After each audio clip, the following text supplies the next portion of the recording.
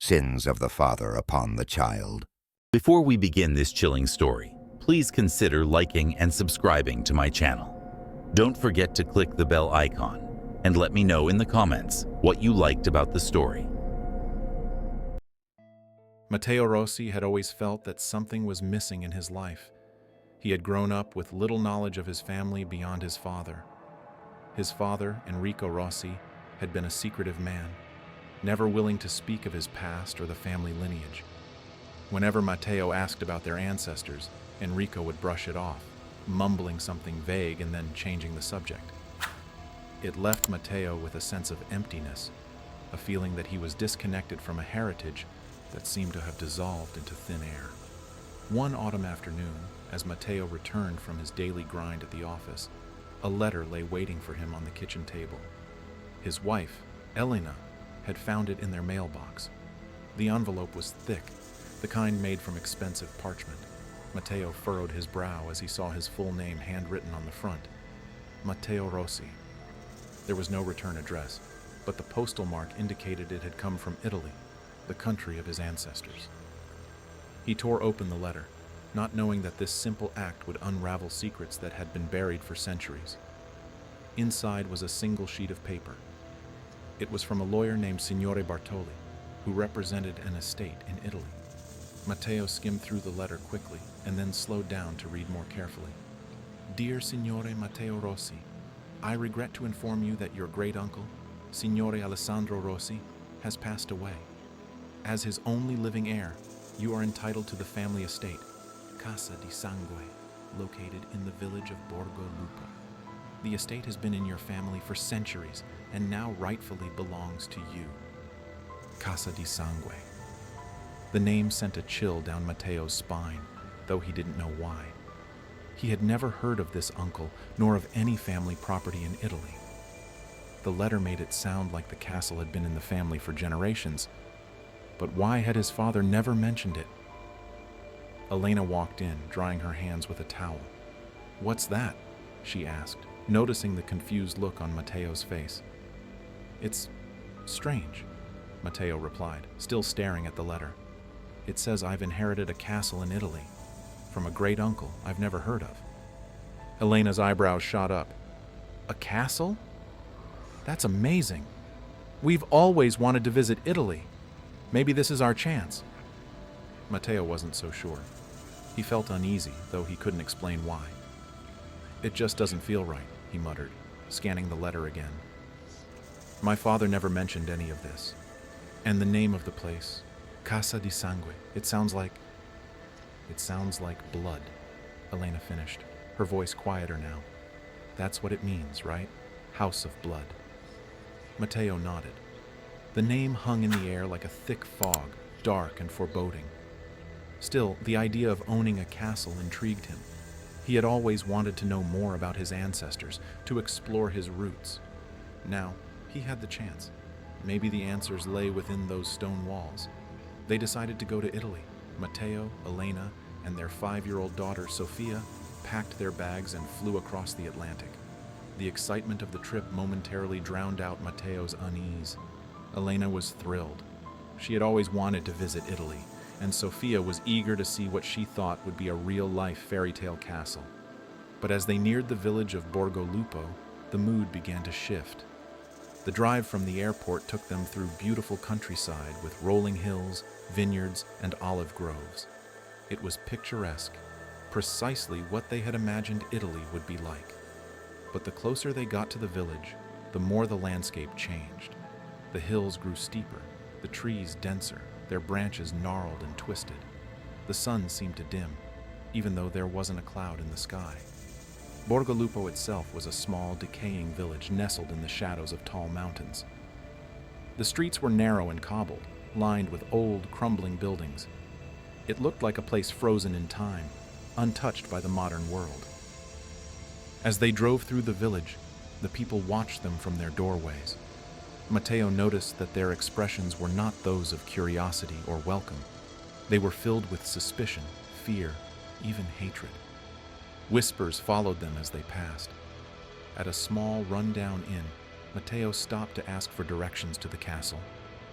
The innkeeper, An elderly man with deep-set wrinkles and eyes that seemed far older than his years barely looked at Matteo as he spoke. Casa Di Sangue? The old man repeated, his voice cracking. He glanced up, his eyes filled with an unspoken warning. No one goes there. Not anymore. Matteo swallowed hard. Why not? He asked, though a part of him didn't want to hear the answer. The innkeeper looked over Matteo's shoulder at Elena and Sofia, then leaned in closer. His voice dropped to a whisper. Bad things happened there, long ago. People disappeared. Children. They never came back. Matteo felt his stomach twist. What do you mean? The innkeeper didn't answer. He simply shook his head and pointed up the hill toward the castle, his hand trembling. Matteo left the inn with a heavy feeling in his chest. He didn't tell Elena or Sofia what the man had said, not wanting to alarm them. But as they drove up the winding road to Casa Di Sangue, the words echoed in his mind. Children. They never came back. The castle appeared in the distance, perched high on a cliff, overlooking the village like a dark, silent sentinel. Its stone walls were old and cracked, covered in thick vines of ivy. Tall, narrow windows dotted the facade, black and hollow, like the empty eyes of a corpse. A high tower rose above the main building, casting a long shadow over the road. As they pulled up to the gate, Matteo couldn't help but feel a sense of dread. The air here was different, heavy, cold, oppressive. It pressed down on him, making it hard to breathe. Elena, too, seemed uneasy now, her earlier excitement waning. Sofia, usually so full of energy and curiosity, clung to Matteo's leg as they stood outside the gate. I don't like it here, Papa, she whispered, her voice trembling. Matteo forced a smile. It's just old, sweetheart. Once we go inside and fix it up, it'll be like a princess's castle. But even as he said it, he didn't believe it. There was something wrong with this place.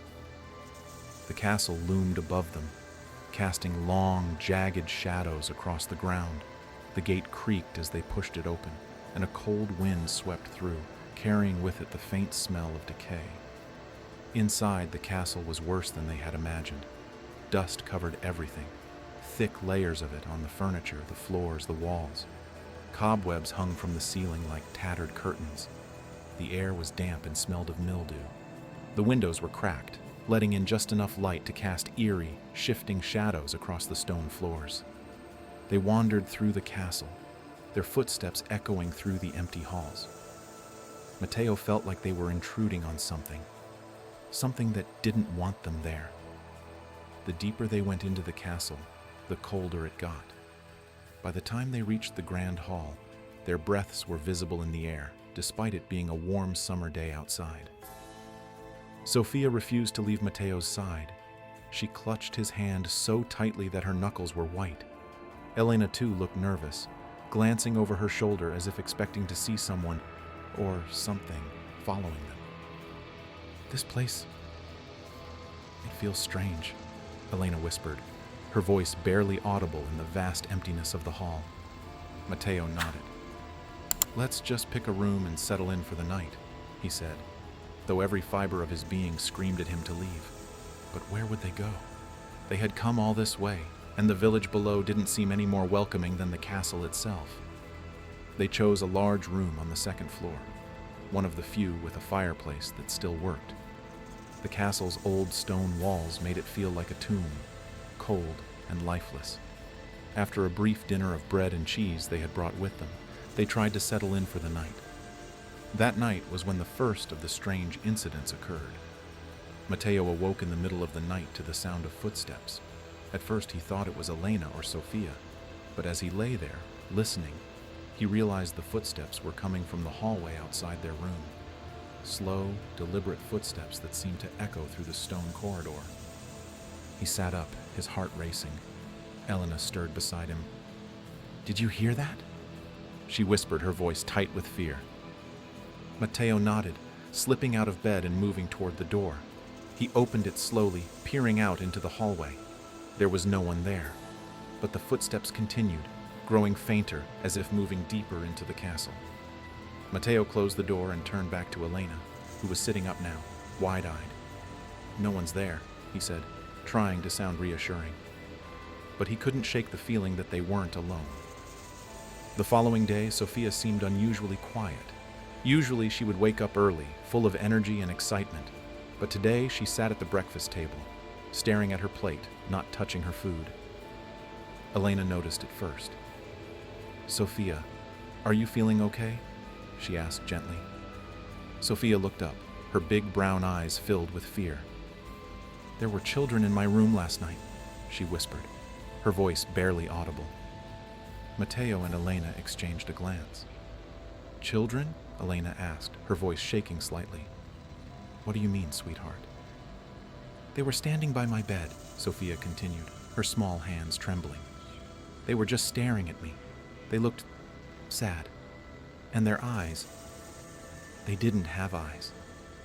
Matteo felt a cold shiver run down his spine. He tried to tell himself that it was just Sophia's imagination, that the strange atmosphere of the castle was making her see things. But deep down, he knew something was wrong. Very wrong. Over the next few days, the strange occurrences only grew worse. At night, the footsteps continued, always in the hallway outside their room. Sometimes they would hear whispering, soft and unintelligible, as if a group of people were talking just out of earshot. But whenever they opened the door, the hallway was empty. One evening, Elena went into the kitchen to get some water and found all the knives laid out neatly on the table, even though she was sure she had put them away in the drawer earlier. Another time, they woke up to find strange symbols drawn on the walls in what looked like charcoal. Sophia became more withdrawn with each passing day. She refused to sleep in her own room, insisting on staying in Matteo and Elena's bed. And every night she would wake up in a cold sweat, crying about the children. "They want me to go with them," she sobbed one night, clinging to Matteo. "They keep asking me to go with them." Matteo and Elena were at their wits' end. They didn't know what to do. Leaving the castle seemed like the obvious solution, but something kept them there, as if the castle itself wouldn't let them leave. Every time they talked about going back to the village, something would happen.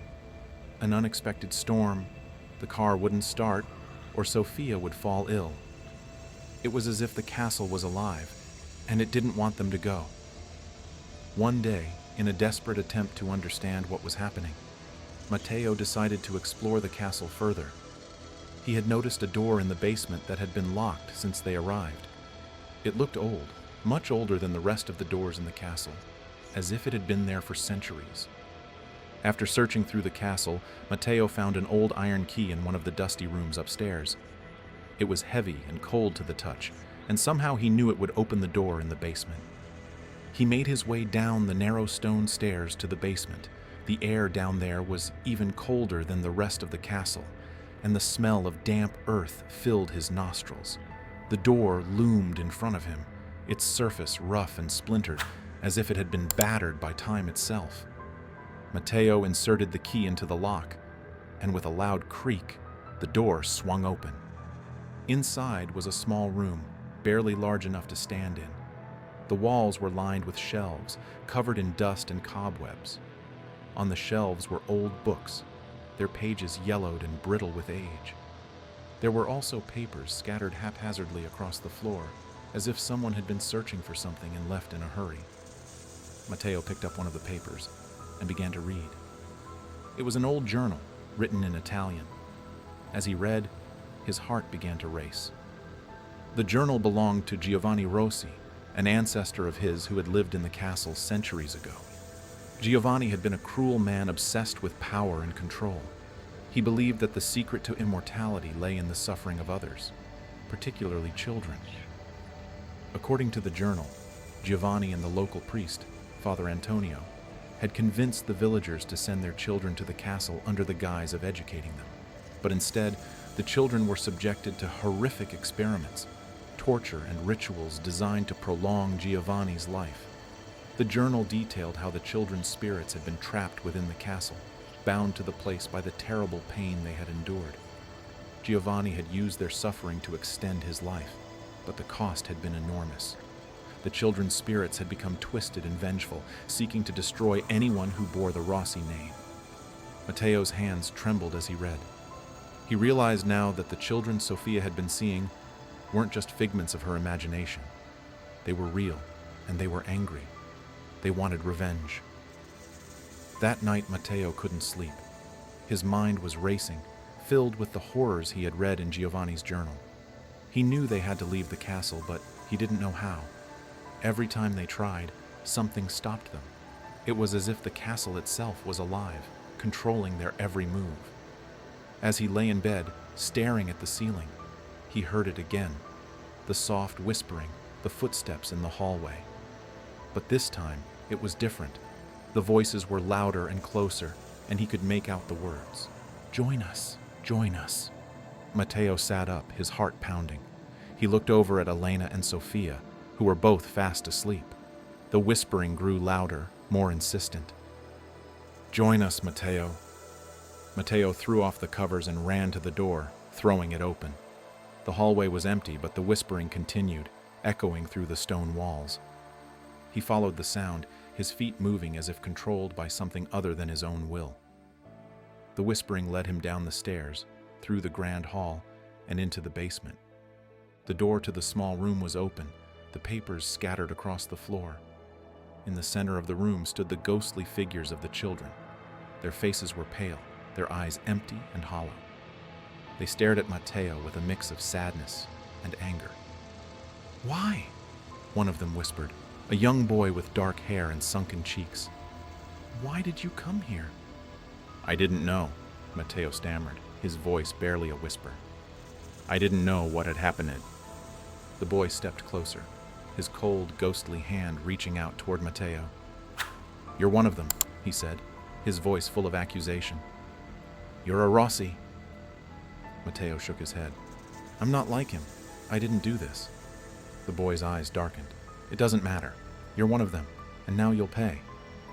Before Matteo could react, the other children moved toward him, their hands reaching out, their cold fingers brushing against his skin. He tried to back away, but his legs wouldn't move. He was frozen, trapped, as the children surrounded him. The following day, Elena woke up to find Matteo lying motionless on the floor of the basement. His face was pale, his eyes wide open, frozen in terror. She screamed, running to him, shaking him, but it was too late. Matteo was gone. Sophia stood in the doorway, her eyes wide with fear.